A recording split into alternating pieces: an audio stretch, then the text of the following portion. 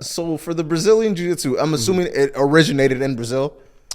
Yeah, Brazilian Jiu-Jitsu originated in Brazil, but Jiu-Jitsu started in Japan.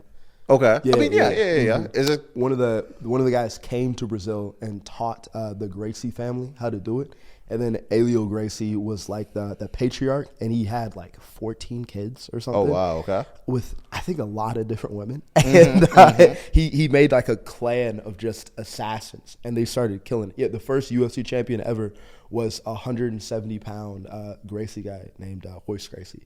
Oh, and, wow. Yeah. He wasn't even the best one, but they were going around just beating. He wasn't even the best one in the family? No. That's the best wild. was Renzo Gracie. But apparently he was just uncontrollable, and the dad wanted to have like, be able to tell him what to do. Set up hierarchy of what's going on. He was just killing people in Japan and Brazil and going around, and he was like, let me just choose Royce. And it's a better demonstration because Royce was like, 170. And that's not that big compared to the freaks that the UFC had. Yeah. So it's like, all right, this is a great example of how good they are. Oh wow. Yeah. Honestly, that sounds like a superhero story. It is. Yeah. Like what's like Kung Fu Panda. That's literally the story of Kung Fu Panda. Jeez. Honestly, that's one of the scariest thing when it comes to like fighting, because I feel like a lot of people get this.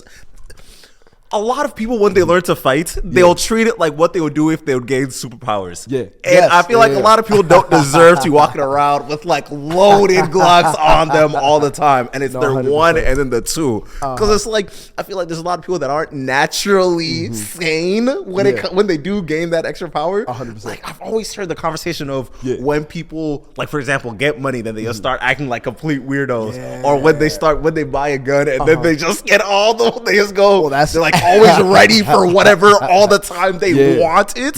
And then I'm sitting back and I'm realizing y'all don't need that. y'all do not need that. Well, let me ask you. Grant Cardone was talking about, I guess he's controversial now. He used to be just a real estate guy. And let me ask you, do you think money enhances like who you are and makes you more of who you already are, or do you think money changes you? I feel like money gives you a chance to open the doors that you didn't even know were possible, and you get a chance to behave in ways that you did not know were possible in the first place, right? So I've been talking with a lot of people when it comes to once you finally do get money, and then there's another level when you get to the FU money, when you start being able to do whatever you want, whenever you want, however you want to do it. And I feel like it does tend to have people stray away from the way that they really should be for society to work. Right. So as people keep getting this bread, they start to not so much decentralize what is important to them, but they start putting that money as God for them, right? No, 100%. And as long as they're able to keep the hierarchies around that let them do whatever they want, i.e. money, for example, you tend to have things go wrong. So that's my thing. Like even when you get to like Hollywood or honestly, when people start making a lot of money, you get a lot of problems with like honestly every part of the economy. For example, I was even talking with my girlfriend about how NBA players, like when they get their first really big check and they're like, $100,000 car, $5 million house, 10 baby mamas.